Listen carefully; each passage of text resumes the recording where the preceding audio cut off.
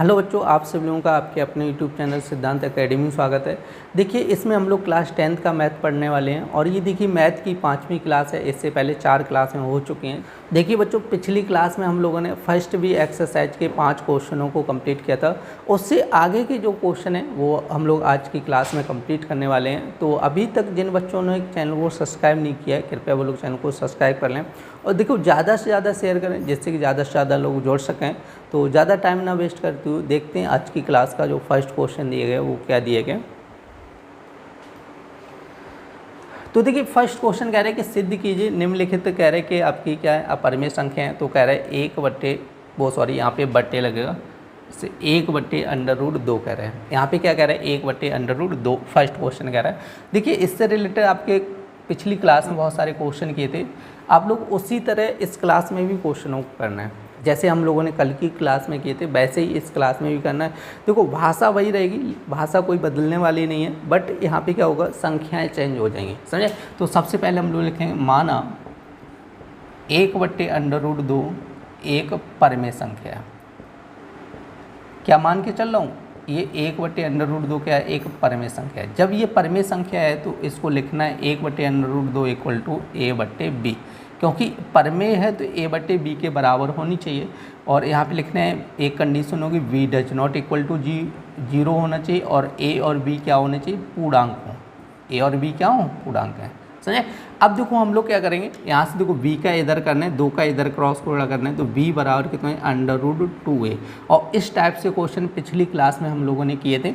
तो अब हम लोग क्या करेंगे दोनों तरफ वर्ग करेंगे, ठीक है। दोनों तरफ वर्ग करने पर क्या करेंगे, दोनों तरफ वर्ग करने पर अब देखो स्क्वायर करेंगे तो यहाँ पे हो जाएगा v² बराबर आपका √2 का वर्ग कितना हो जाएगा 2 और ये हो जाएगा a²। क्लियर नहीं, हमें क्या करना है a² का मान निकाल लें, 2 बट्टे में आएगा तो यहाँ पे लिखेंगे a² बराबर b²/2। मतलब ये हुआ कि v² में 2 का भाग इसमें चला जाएगा, तो इसका मतलब ये हो जाएगा v² 2 से विभाजित है, क्या है b² 2 से विभाजित है। यदि v² 2 से विभाजित है तो इसका मतलब ये हुआ कि जो v होगा वो भी क्या होगा 2 से विभाजित है, a भी 2 से विभाजित होगा, समझा है। जो v होगा वो भी क्या होगा 2 से विभाजित होगा।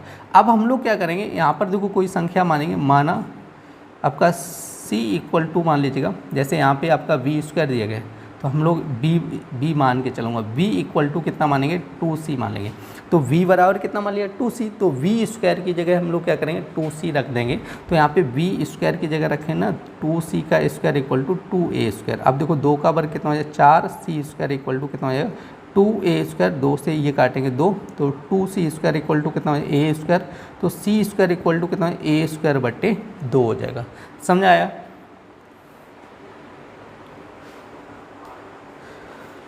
तो देखिए अब हम लोग क्या करने वाले हैं, जैसे यहाँ पे जैसे हम लोगों ने यहाँ पे लिखा था b²/2, तो यहाँ पे क्या आ गया a²/2 आ गया। तो इसका मतलब ये हुआ कि a² 2 से विभाजित है, जैसे उसमें लिखा था सेम टू सेम इसमें भी लिखना है विभाजित है। तो जब a² विभाजित है तो इसका मतलब a जो होगा a भी 2 से विभाजित है, a भी क्या होगा 2 से विभाजित है, क्लियर नहीं। तो इसका मतलब ये हुआ कि a व b दोनों 2 से विभाजित हैं, दोनों क्या है 2 से विभाजित हैं, समझे। इसका मतलब ये हुआ देखो जो v² है वो भी 2 से विभाजित है, मतलब b जो है वो भी 2 से विभाजित है और a भी क्या होगा 2 से विभाजित होगा। इसका मतलब क्या हुआ a और b दोनों क्या होंगी 2 से विभाजित है। अब दोनों 2 से विभाजित हैं तो इसका मतलब क्या हो गया कि इन दोनों का एक उभयनिष्ठ गुणनखंड क्या हो गया 2 हो गया। मतलब जो HCF होगा, जो HCF AB का होगा वो कितना हो जाएगा 2 हो जाएगा। और यहाँ पे आप लोग देख लेना HCF AB का कितना होगा 1 होगा। आप देखो एक तो किसी भी संख्या का उभयनिष्ठ गुणनखंड हो जाता है, समझे। एक जो होता है किसी भी संख्या का उभयनिष्ठ, कोई सी भी संख्या हो उसमें से एक कॉमन आ जाएगा। हम लोग यहाँ पे देखेंगे जो दूसरा एक के अलावा यदि कोई दूसरा उभयनिष्ठ गुणनखंड बन जाए तो आपका 1 बन गया, उभयनिष्ठ गुणनखंड क्या बन गया 2 बन गया, सही। तो अब हम लोग लिखेंगे इस तथ्य का विरोधाभास प्राप्त होता है कि अंडर रूट 2 एक परमेय संख्या है, परमेय संख्या है। ठीक है, इस तथ्य का विरोधाभास प्राप्त होता है कि अंडर रूट 2 क्या है, एक परमेय संख्या है। तो उसके बाद लिखने अतः 1/√2 एक अपरमेय संख्या है। क्या है? अपरमेय। रियल में देखा जाएगा तो ये क्या हो जाएगी, अपरमेय संख्या हो जाएगी। तो इसको लिखना है अतः 1/√2 क्या हो जाएगी, एक अपरिमेय संख्या है। देखिए आप लोग नोट कर लीजिएगा, और कल भी क्वेश्चन किए थे इससे रिलेटेड, और आज भी हम लोग क्वेश्चन कर रहे हैं। देखो भाषा वही है, सेम टू सेम वही भाषा है, ठीक है। और उसमें क्या किए चेंज, हमने केवल √2 लिख दिया था। जैसे पीछे क्वेश्चन किया था उसमें कोई दूसरी संख्या लिखी होगी, यहाँ पे क्या है आपका √2 है, तो यहाँ पे हमने क्या लिख दिया, 2 लिख दिया, √2 लिख दिया। समझे, कुछ भी नहीं, भाषा सेम टू सेम है। सही, तो आप लोग इस क्वेश्चन को नोट कर लीजिएगा। देखिए बच्चों, अब हम लोग देखने वाले हैं इसका सेकंड क्वेश्चन। 6 का सेकंड क्या कह रहे हैं कि 7√5 कह रहे हैं, और इसको प्रूव करने की ये आप क्या होगी, अपरमेय संख्या है। तो सबसे पहले वही करना है, माना आपका 7√5 एक क्या है, परमेय संख्या है। इसको क्या मान के चलेंगे, परमेय संख्या है। देखो इसको थोड़ा अलग तरीके से करना है, और जैसे ओनली आपका √5 लिखे आ जाए तो उसका तरीका अलग है। सभी दो टाइप से आपके क्वेश्चन हल किए जाते हैं। ओनली जैसे आपका √2 लिख के आ जाए, जैसे √7 लिख के आ जाए, तो उसका तरीका थोड़ा अलग है, और इस क्वेश्चन का तरीका अलग रहेगा। तो यहाँ पे लिख रहे हैं माना 7√5 क्या हो जाएगी, एक परमेय संख्या हो जाएगी। जब ये परमेय संख्या होगी तो 7√5 बराबर a/v होना चाहिए। समझे, और क्या होना चाहिए, v does not equal to 0 होना चाहिए, और a और b क्या होनी चाहिए, पूर्णांक होने चाहिए। क्या होने चाहिए, पूर्णांक होने चाहिए। समझे। अब देखो यहाँ से क्या करना है, हम लोग जो आपका देखो आप लोगों को पहले ही बताया था, पिछली क्लास में कल बताया था कि आप लोगों को अंडर रूट की जो संख्या होगी उसको एक साइड करना है। सही है, और सभी संख्याओं क्या करना है, एक साइड करना है। तो 7 को इधर भेज दीजिएगा, तो √5 इक्वल टू कितना हो जाएगा, a/7v हो जाएगा। समझे। तो इसको लिखना है a/7v क्या है, एक परमेय संख्या है। क्या है, परमेय संख्या है। ये क्या है, परमेय संख्या है। जब देखो इधर परमेय संख्या है तो ये भी क्या होनी चाहिए, परमेय संख्या होनी चाहिए। इसलिए √5 भी एक परमेय संख्या होगी, एक परमेय संख्या होगी। देखो क्योंकि बराबर के इधर की जो संख्या है वो क्या है, परमेय, तो ये भी क्या होनी चाहिए, परमेय होनी चाहिए। बट रियल में √5 क्या होता है, अपरमेय संख्या होता है। और ये परमेय क्यों निकल के आ रहा है, क्योंकि हमने यहाँ पे क्या माना था, परमेय माना था, हमने उल्टा माना था, इसीलिए उल्टा निकल के आ रहा है। तो यहाँ पे लिखने हैं परंतु इस तथ्य का विरोधाभास प्राप्त होता है कि √5 एक परमेय संख्या है। क्या है कि √5 एक परमेय संख्या है। इस तथ्य का क्या होता है, विरोधाभास प्राप्त होता है। तो नेक्स्ट लाइन से लिखना है अतः क्या हो जाएगा आपका, 7√5 एक अपरमेय संख्या है। क्या है, अपरमेय संख्या है।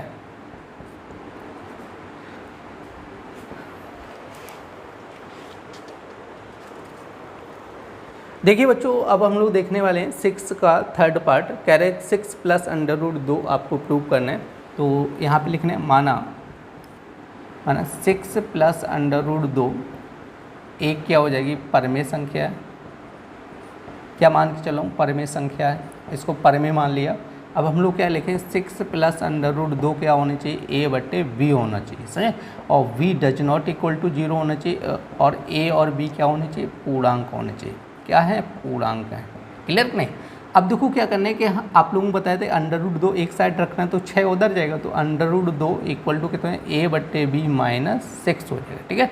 अब हम लोग क्या करेंगे, a/v - 6 जो है वो क्या है, एक परमेय संख्या है। क्या है, परमेय संख्या है।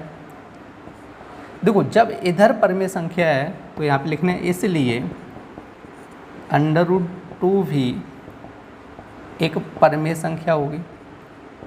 क्या होगी? परमेय संख्या होगी। समझे? ये भी क्या, जब इधर परमेय है तो ये भी क्या होगी? परमेय होगी। अब लिखने परंतु इस तथ्य का विरोधाभास प्राप्त होता है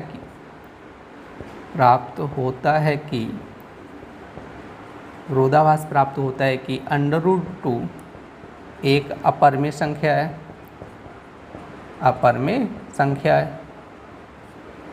जब ये अपरमेय संख्या है तो आप लिखने अतः 6 + √2 एक अपरमेय संख्या है। ये भी क्या है? तो जब ये अपरमेय है तो ये भी टोटल क्या होगी? अपरमेय संख्या है। तो आप लोग इस क्वेश्चन को नोट कर लीजिएगा। और ये था आपका 6 का जो थर्ड पार्ट था ना, ये क्वेश्चन था।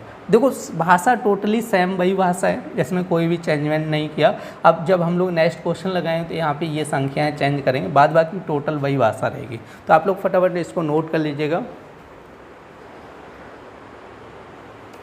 तो देखिए बच्चों, नेक्स्ट क्वेश्चन क्या कह रहा है कि सिद्ध कीजिए √3 - 1 क्या कह रहा है? अपरमेय संख्या है। और देखिए इसी क्वेश्चन में हम लोग इस क्वेश्चन को करने वाले हैं। तो देखो यहाँ पे हमें क्या चेंज करना है? ये संख्या चेंज करनी है, यहाँ पे कुछ संख्या चेंज करनी है, ठीक है। तो यहाँ पे चेंज करना है और यहाँ पर कुछ चेंज करना है। जैसे मान लो इसी को पूरा मान लो चेंज करना है और यहाँ पे चेंज करना है। सर ये थोड़ा बहुत चेंज करना है। अब हम लोग देखते हैं हमसे क्या कह रहे हैं कि √3 - 1 आपको प्रूव करना है अपरमेय संख्या है। सही, तो यहाँ पे लिखना है √3 - 1 क्या है? परमेय संख्या है। जब 3 - 1 परमेय संख्या है तो √3 - 1 = a/b होना चाहिए, b डज नॉट = 0 होना चाहिए, a और b क्या होना चाहिए? पूर्णांक होना चाहिए। समझे? अब आप लोगों को बताया था कि √3 एक साइड करना है और बाद बाकी जैसे ये है ना 1 इधर पहुँचा दो तो यहाँ पे क्या बनेगा? a/b और माइनस का 1 उधर जाएगा तो प्लस का 1 बन जाएगा। समझे? ये संख्या क्या होगी? एक परमेय संख्या होगी। तो यहाँ पे लिख लो a/b + 1 क्या हो जाएगा? एक परमेय संख्या होगी। जब ये परमेय संख्या है तो यहाँ पे √3 जो है ना, √3 वो भी क्या होगी? एक परमेय संख्या होगी। परंतु इस तथ्य का विरोधाभास प्राप्त होता है। यहाँ पे लिखना है आपको √3 क्या है? एक अपरमेय संख्या है। अब देखो यहाँ पे जब ये √3 अपरमेय संख्या है तो यहाँ पे लिखना है √3 - 1 क्या होगी? आपकी अपरमेय संख्या होगी। समझे? तो देखो इस क्वेश्चन में हम लोगों ने वही भाषा, देखो भाषा हमेशा सेम वही रहने वाली है। समझे? भाषा में कोई चेंजमेंट नहीं होगा। तो देखिए आप लोगों को क्या करना है, थोड़ी बहुत संख्याएं बदलनी होगी, वो आप लोग बदल के और पूरी वही सेम भाषा लिख सकते हैं, कोई दिक्कत वाली बात नहीं है। तो आप लोग इस क्वेश्चन को भी नोट कर लीजिएगा। ये क्वेश्चन नंबर 7 था। देखिए बच्चों नेक्स्ट क्वेश्चन क्या कह रहा है? कह रहे हैं सिद्ध कीजिए √5 - √3 एक क्या है? अपरमेय संख्या है। तो देखिए यहाँ पे मान के चलो, माना √5 - √3 एक परमेय संख्या है। क्या मान के चलो? परमेय संख्या है। देखिए ये परमेय संख्या है तो क्या होना चाहिए? √5 - √3 a/b के बराबर होना चाहिए। और देखो क्या होना चाहिए? b डज नॉट = 0 और a और b क्या होने चाहिए? पूर्णांक होने चाहिए। ठीक है, क्या है? पूर्णांक है। समझे? अब देखो अभी तक जो क्वेश्चन किए थे उसमें क्या था कि एक संख्या पे अंडर लगा होता था और एक संख्या बिना अंडर के होती थी। तो हम लोग क्या करते थे, जो इस पर अंडर नहीं लगा होता था उसको उस साइड कर लेते थे, एक साइड कर लेते थे। समझे? अंडर की संख्या को एक साइड रखना होता है और बाद बाकी संख्याओं को एक साइड रखना होता है। बट इसमें क्या है कि दोनों तरफ अंडर लगा है। तो हम लोग क्या करेंगे, किसी भी एक संख्या को उधर करना होगा। देखो √5 बराबर a/b + √3 हो जाएगा। समझे? अब हम लोग क्या करेंगे, देखो दोनों तरफ वर्ग करने पर, दोनों तरफ वर्ग करने पर देखो वर्ग करेंगे तभी अंडर हटेगा एक संख्या से। तो हम लोग क्या करेंगे, देखो √5 का स्क्वायर करना है बराबर a/b और + √3 का स्क्वायर करना है। समझे? तो देखो इससे क्या होगा, आपका अंडर कैंसिल हो जाएगा तो 5 बनेगा और यहाँ पर एक फॉर्मूला बनेगा a + b का होल स्क्वायर। तो आप लोगों को पता होगा जैसे a + b का होल स्क्वायर बनेगा तो यहाँ पे क्या हो जाएगा? a² हो जाएगा। इसको क्या मान लीजिएगा? a² मान लो, a मान लो। तो ये क्या बन जाएगा? a² प्लस क्या हो जाएगा? b² √3 का स्क्वायर। फिर क्या होता है? प्लस b², उसके बाद होता है 2ab a और यहाँ पे हो जाएगा b। टू ए की जगह कितना है ए बट्टे बी और बी की जगह कितना है अंडर रूट 3 हो जाएगा। समझे। अब देखो यहाँ पे हो जाए 5 इक्वल टू आपको हो जाए ए स्क्वायर बट्टे वी स्क्वायर, इससे ये अंडर रूट कैंसिल प्लस 3 हो जाएगा। तो इसको क्या लिखना है 2 अंडर रूट 3 और ए बट्टे बी। समझे। अब देखो इधर लेके आएंगे इसको, तो आपका देखो आपको पहले ही बताया अंडर रूट एक साइड होना चाहिए, तो हम लोग क्या करेंगे ये दोनों संख्याओं को इधर लेके आएंगे, तो 5 माइनस 3 हो जाएगा। ठीक है, और इसको भी लेके आएंगे तो ये ए स्क्वायर बटे वी स्क्वायर, ये भी क्या हो जाएगा माइनस का हो जाएगा। समझे। अब देखो यहाँ पे क्या बचेगा आपका 2 अंडर रूट 3 और ए बट्टे बी। अब देखो 5 में से 3 गया, कितना बचेगा 2 माइनस का ए स्क्वायर बट्टे बी स्क्वायर और equal to 2 under root 3 upon क्या हो जाएगा वो ए अपॉन बी हो जाएगा। ठीक है, तो देखो वी स्क्वायर का इधर गुणा करना होगा तो ये हो जाएगा 2b स्क्वायर माइनस ए स्क्वायर बट्टे कितना हो जाएगा b square equal to 2 under root 3 और a बटे बी। देखो v से ये स्क्वायर कैंसिल हो जाएगा। समझे। देखो v से क्या हो जाएगा ये स्क्वायर कैंसिल हो जाएगा, तो यहाँ पे क्या बचेगा आपका देखो 2b स्क्वायर माइनस ए स्क्वायर बटे कितना हो जाएगा v बचेगा। देखो v स्क्वायर था ना यहाँ पर, तो इस v से कैंसिल हो जाएगा तो इतना बचेगा और इक्वल टू कितना बचेगा आपका 2 अंडर रूट 3a। सही। तो हमें क्या चाहिए देखो अंडर रूट 3 को एक साइड करना है और 2 और a को इधर लेना है, तो इधर आएंगे तो बटे में हो जाएंगे, तो ये बन जाएगा 2b स्क्वायर माइनस ए स्क्वायर बटे कितना है 2ab बराबर अंडर रूट 3। समझे। अब ये वाली जो संख्या है इसको लिखना है जैसे 2b स्क्वायर माइनस ए स्क्वायर बटे 2ab, क्या है एक परमेय संख्या है। क्या है परमेय संख्या है, इसको मान के चलूँ क्या है परमेय संख्या है, क्योंकि देखो a और b क्या है पूर्णांक है और यहाँ पे किसी भी पूर्णांक का मान रखोगे तो यहाँ पे जो वैल्यू निकल के आएगी वो क्या बनेगी परमेय संख्या बनेगी। समझे। a और b क्या है पूर्णांक है, तो आप कोई भी मान रखो a और b का मान कुछ भी रखो, यहाँ पे जो निकलेगा ना इसको हल करने पर वो क्या निकलेगा परमेय संख्या निकलेगा। जब ये परमेय है तो इसका मतलब अंडर रूट 3 भी क्या होगी परमेय संख्या होगी, इसलिए यहाँ पे लिखना है इसलिए अंडर रूट 3 भी क्या होगी परमेय संख्या होगी। ठीक है, ये भी क्या होगी परमेय संख्या होगी, बट रियल में देखा जाए अंडर रूट 3 परमेय संख्या होती है, अंडर रूट 3 परमेय संख्या नहीं होती है। तो यहाँ पे लिखना है परंतु इस तथ्य का विरोधाभास प्राप्त होता है कि विरोधाभास प्राप्त होता है कि अंडर रूट 3 एक अपरिमेय संख्या है। क्या है अपरिमेय संख्या है।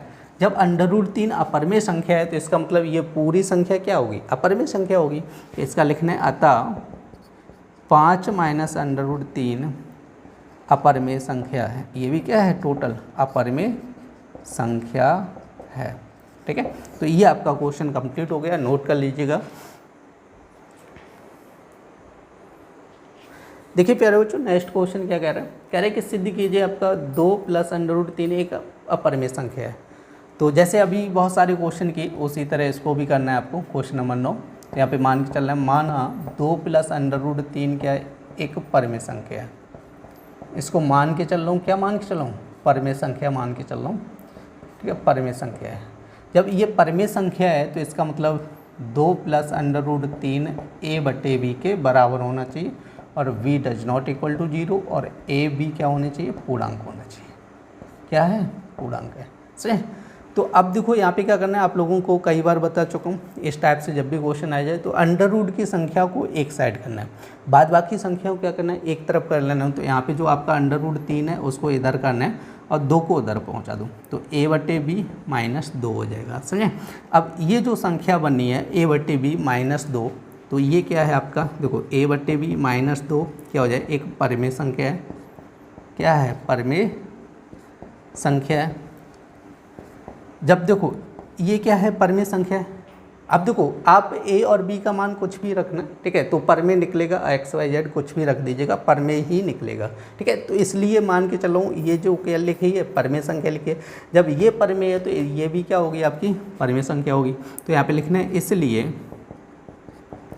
इसलिए अंडर रूट 3 भी एक परमेय संख्या होगी। ये क्या होगी परमेय संख्या होगी। से, तो इसलिए √3 भी क्या होगी, एक परमेय संख्या होगी। जब ये इधर परमेय है तो ये भी क्या होगी, परमेय संख्या होगी। बट रियल में देखा जाए तो ये √3 परमेय संख्या नहीं होती है, ठीक है। अब ये परमेय निकल क्यों रही है, क्योंकि हमने यहाँ पे उल्टा माना था, पहले ही क्या माना था, परमेय, तो इसलिए परमेय सिद्ध हो रही है। बट रियल में क्या होता है, अपरमेय होती है। तो परंतु इस तथ्य का विरोधाभास ये लिखना है, परंतु इस तथ्य का विरोधाभास प्राप्त होता है कि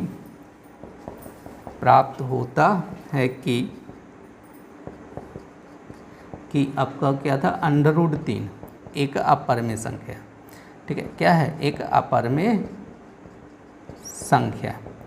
इस तथ्य का विरोधाभास प्राप्त होता है कि √3 क्या है, एक अपरमेय संख्या है। जब √3 अपरमेय संख्या है तो ये भी क्या होगी, टोटल मिला के क्या होगी, अपरमेय संख्या होगी। तो यहाँ पे लिखना है अतः 2 + √3 एक अपरमेय संख्या है। ये भी टोटल क्या है, एक अपरमेय संख्या है। तो देखिए ये भी क्वेश्चन आप लोगों का कंप्लीट हो गया।